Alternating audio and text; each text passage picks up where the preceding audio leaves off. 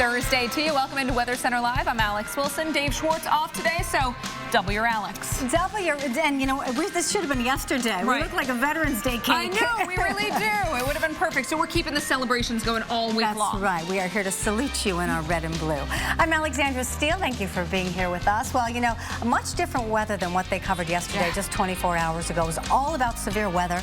Nearly 200 wind, hail, and now 12 tornado reports across the Midwest. And today it's all about the wind, the chilly air. We've got some 60 million Americans under some kind of wind alert right now, and we are in Lake Michigan. They're around Grand Haven where you're seeing the big waves and hearing the wind.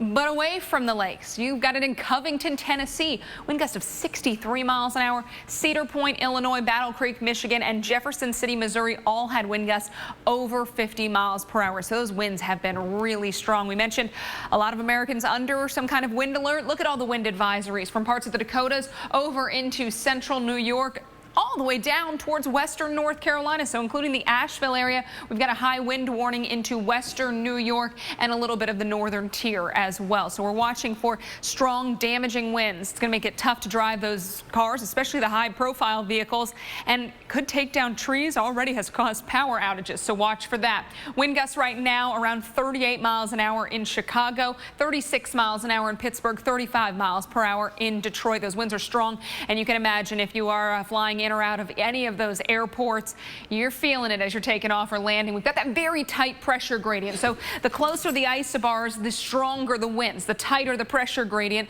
the stronger the winds. And that's what we'll continue to see as we go through tonight and even into tomorrow, especially tomorrow along the Great Lakes and into the Northeast. Here's what it looks like through the remainder of today. Notice Chicago, 40 to 50 mile per hour gusts through the evening. Same for Detroit. Overnight, you're looking at 30 to 40 mile per hour gusts, but they could peak from time to time, even into the day. Tomorrow, up to 50 miles an hour.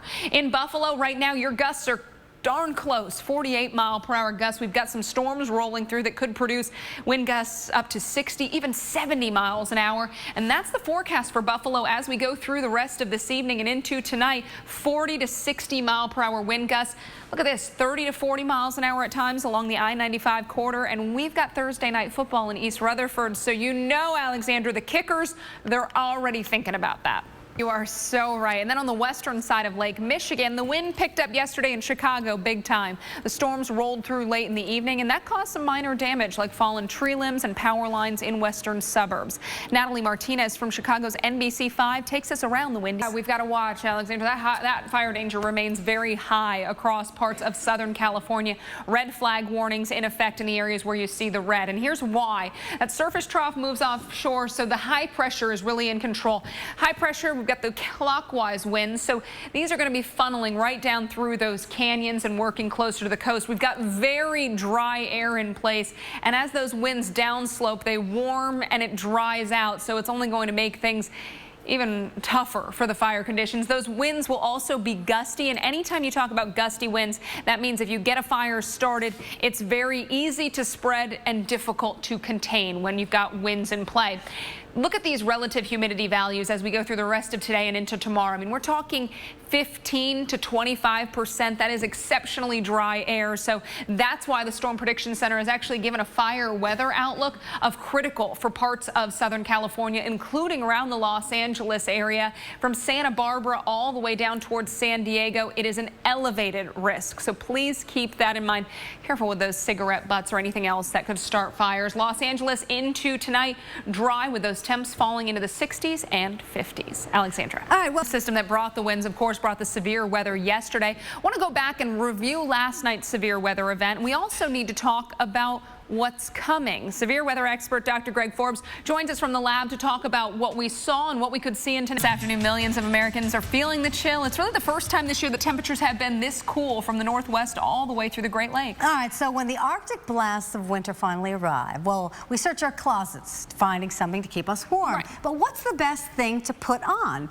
In this edition of Brainstorm, Sam Champion gets you suited up for winter weather and what to wear and what not. At its core, El Nino can seem like a distant phenomenon. phenomenon, because after all, we are talking about warm ocean temperatures that are hundreds of miles off the Pacific coast. You know, but in reality, it's altering weather patterns as we speak, and that could mean a wetter and stormier winter for residents of California. And with that, Al Roker now takes it is a day of recovery and cleanup from extreme weather we saw yesterday in the heartland. Ana Ritis Rodriguez tracks the mess that brought everything from snow to tornadoes yesterday.